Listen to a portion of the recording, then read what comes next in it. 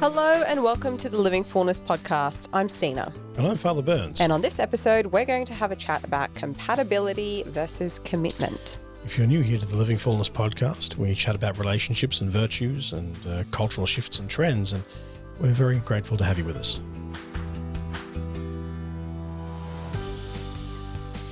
So, episode 2 of season 7.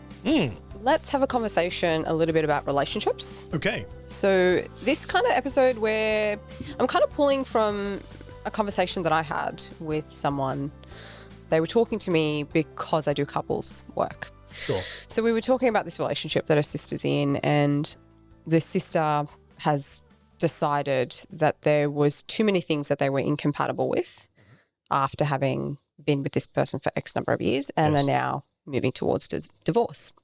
And this person was talking to me and asking for like information and advice around what therapy could look like and if there was even any room for therapy with a couple that's incompatible like that.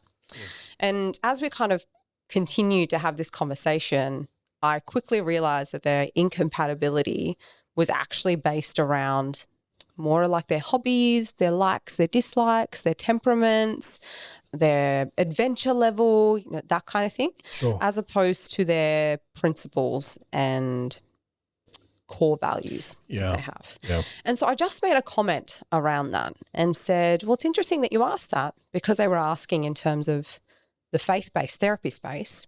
And I just commented that, well, actually, when it comes to Christian marriages, you do actually need a level of compatibility, but it's only a base level of compatibility. What's more important for the relationship is the commitment, because the commitment will see through any other, dislikes and favors and, whatever else might come about. And that shocked the person that I was speaking with, which then took me back. Like, I had to step back and go, why did that shock that person? Yeah, sure. And we continued the conversation, and then sitting and reflecting with it, I realized, yes, it is shocking, because in the world of our culture today, that's exactly the thing that the culture sells. Yes. The culture sells that the only way to have a long-lasting, thriving, happy relationship is to have maximum compatibility, which is where we get this whole cohabitation and sex before marriage. And it's all because of this criteria that we've set out for relationships, that we have to reach as many compatibility points as possible, and we have to be sure of them before we exchange vows. Relationships they've become Apple. They've become Apple? They've become Apple. They've become become fruit apple? No. The tech apple. No, like the company Apple. Yeah, okay. They demand absolute absolute compatibility. You have your Samsung earbuds? No, you can't have your Samsung earbuds. You have to use our Apple earbuds. Here, take them. Yeah. It's just it demands absolute conformity, and that's a bit what you've got. You've got this absolute need for conformity, and the assurance that we're always going to be this level of compatibility, and I don't think anybody maintains that level of compatibility throughout life. I mean, stuff happens and people change, right? Yes, so exactly. That's kind of the whole beauty of being in a relationship with someone, is that they don't stay the same, and you don't stay the same.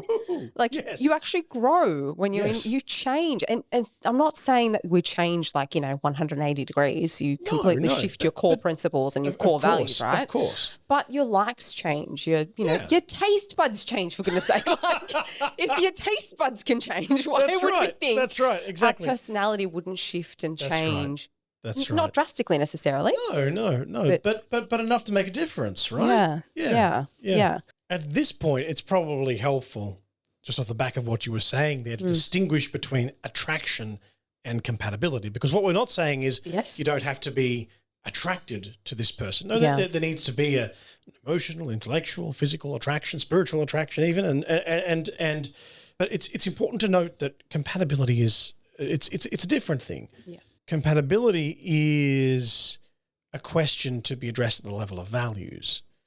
So compatibility is important, but we need to shift compatibility so that we're not talking about compatibility in the context of what are your hobbies, what are your likes, what are your dislikes, because those are all fairly ephemeral things, right? And COVID changes those things. Right. Exactly. Right. So we need to be looking at compatibility in a much deeper way that leads to the point you were making before about commitment. Yeah. So even talking about couples therapy, one of the researchers that's very well known, he's almost like the grandfather of couples therapy really, is John Gottman. Him and his wife, and he does most of the research. She's a couples therapist as well. They work together. And he says the exact same thing. He says that compatibility isn't what's the most necessary element of a healthy relationship or a lasting relationship. What's more important than compatibility is unity. Yep.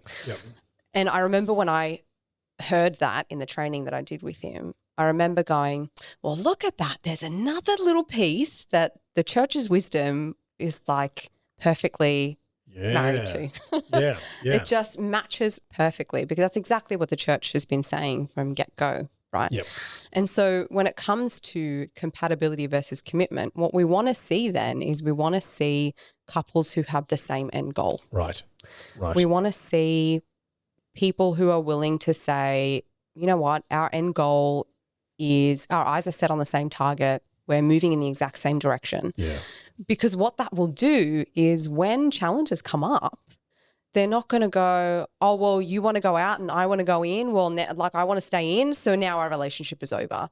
Instead, they're going to go, no, what's the thing that we're united on? Well, we're united on the fact that we want to be good Christians. We want to be like Christ. We want to help each other get to heaven. So, okay, you know what? Let's find a compromise. Yes. Let's find a way where you win a little bit and I win a little bit. Not you win most of the time and I lose most of the time, or I win most of the time and you lose most of the time, because that's not a good compromise at all. That's not a win-win situation, but something where you actually can work through it. Yeah. And you can't do that if all you're looking for is the most amount of sameness between two people. Precisely. And the reality is that unless we have something which creates that deep sense of commitment, unless we've got an end goal by which we are united, then there is no room in a certain sense to make those adjustments, because what it is that enables us to make those level of adjustments is that,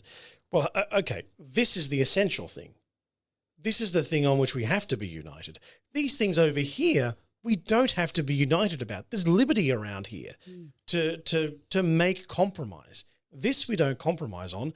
These things over here, we do compromise on. But if a relationship is inverted and the relationship's built upon these lesser things, if they shift and change, which invariably they do, then it's going to lead to disaster. Yeah.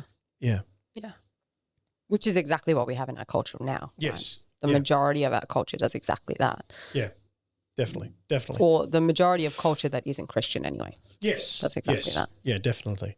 And it's worthwhile saying that like, you know, hobbies, likes, dislikes, they shift. Yes. They shift. And so the idea of basing compatibility upon something which is so shifty is just, it's unwise. Yeah. And I guess this is where, you know, even, you know, the classic sayings of opposites attract, you know, this is where that kind of thing also makes more sense.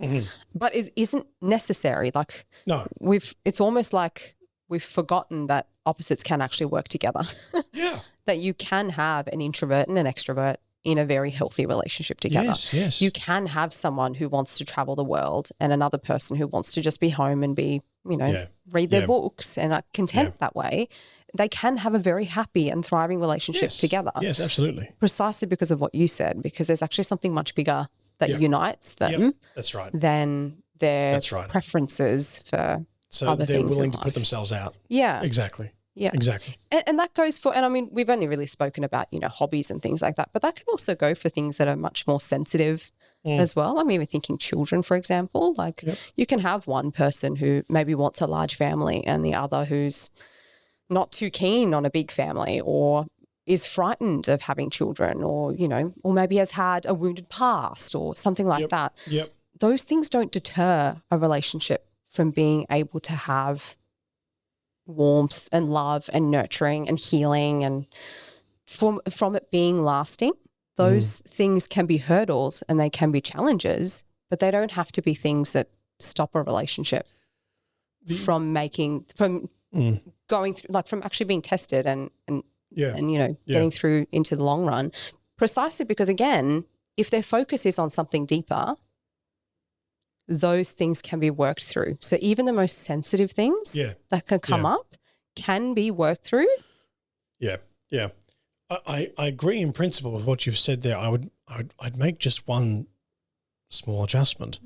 And we're probably in danger here of creating another episode within an episode. So we have a habit of doing that. So we can just add another one if we have to. But if a relationship, one of the foundational things for a Christian relationship is an openness to life. If that openness isn't present, then the relationship will not grow in warmth.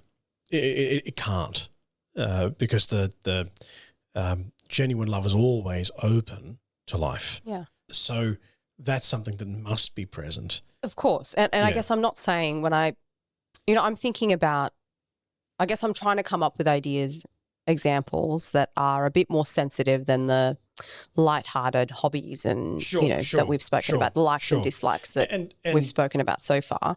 And I think... I can, sorry. I think we can have someone who is open to life but doesn't necessarily have a desire for a huge family. Sure. I think they can be matched. I can see what you're saying there, yeah. And I think that person can be matched with someone who is also open to life but has a desire for a huge family. Yes.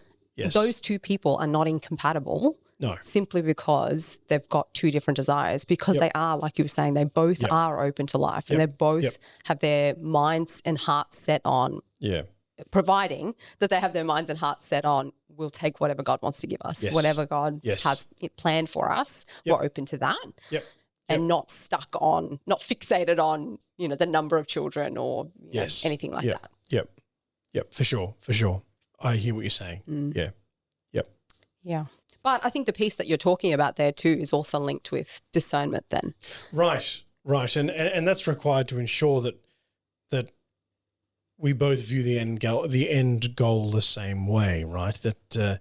That we actually articulate the goal in a way that is recognizable to us both, because if it's right, yeah. If it's a case of a Christian who believes that life is always sacred, and but then someone who says, yes, I'm Christian, but I'm pro euthanasia, it's not going to work out. It's not going to work out, right? So that's I think that's something that we actually need to be aware of and to just to discern. Do we have the same understanding of the end goal? Because we might both say, well, the end goal is heaven, but if the roadmap is radically different, we've got an issue. Yeah. Or even the openness to creating or allowing God to create a roadmap that might be different to what you have in mind. If we've got a fixed set mindset of what this path needs to look like in order to get to heaven, that's going to make it a lot harder. Yeah. If we create, if we take if we confuse the essential and the free, it can create serious problems, right? Mm-hmm. If we treat what ought to be treated with liberty as being absolutely essential, then we have a problem, right? Yeah. And similarly, if we treat with liberty what ought to be taken as essential, we have a problem. Yeah. Yeah. I guess the other piece that you're bringing up now is also that communication piece. The discernment's important to be able to understand, are we on the same page about what the end goal is and how we're hoping to get there? Maybe not all the specifics, but how we're hoping to get there in the broad scheme of things in terms of those basic principles and core values. But that also requires really good communication. It does. That actually means we have to communicate to the other person what that looks like for us. Yeah, absolutely right. And be willing to hear from the other person, not kind of... Yeah. Okay, well, thank you for joining us on that episode, and it's wonderful to be able to get a sense of where our culture is at the moment in terms of this notion of compatibility, but then also to look at how do we genuinely understand compatibility and how is it relevant and related to commitment, which really for the Christian marriage is the most essential reality. Yeah. And I mean, this is where I also put a plug in for pre-marriage counselling, right? Yes, absolutely. This is why we have those services, is exactly to be able to help couples to figure out, are we on the same page? Yeah. Do we actually have the same goal in mind? Yes, we've said it, like you said. We've said that we've got the same goal in mind and we want to get married in a church, so we better tell the priest that too. Yeah. But do we actually genuinely want that? Yeah. And if that's not the case, what is it that we're wanting? Yeah. And or are we open to shifting and changing that, and how much? Spot on. What is, are we in that compatibility mindset, or do we actually have more of a commitment mindset to each other? So this is the exact space where you have pre-marriage counselling. So in the Wagga Diocese, you're welcome to come and see me at Seneca. And it is fantastic. Not that I've done pre-marriage counselling myself, but I have sent people. Yeah. And it's good. Yeah. So very good. So a truth, beauty and goodness then as we end this episode. Yes. Well, I think I might have told you at the end of last year. I can't remember because it was the end of last year. But I finished my degree, my licentiate in theology. Yeah. And I've been chipping away at that for donkey's ages. Yes. And writing a thesis for the last couple of years with it, and so starting a new appointment, it's the first time that I've had an appointment where I haven't had study. It's and it really feels like a new beginning in that sense, and the Lord's calling me into something where I can just be fully and totally committed to the parish that He's calling me to serve, and it's like, this feels good. Yeah. So not kind of be undivided, I suppose. Torn. Divided. Yeah. So it's very nice. Yeah. Which is good for your parish too. Oh, yeah. So how about yourself? Well, I've got another resource for you for this week. It was a book that someone sent me to read, and it's by Brené Brown, for those of you who are familiar with her work. It's called The Gifts of Imperfection.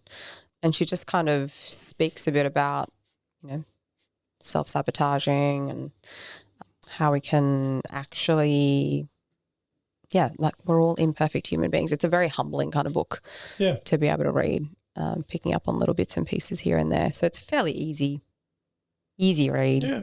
You can get it done. If I can say you can get it done in a weekend, I think the audio book is less than 2 hours. If I can say that, it's a really easy read. Lots of little nuggets. Pretty much like a self-help book, really. Yeah, okay, sure. Yeah. Can recommend, though. It was a nice read. Okay. Oh, I'll take that up. Yeah, for sure. Excellent. Well, thanks for joining us for this week's episode. We will catch you again next week. But until then, know about love and press. God bless.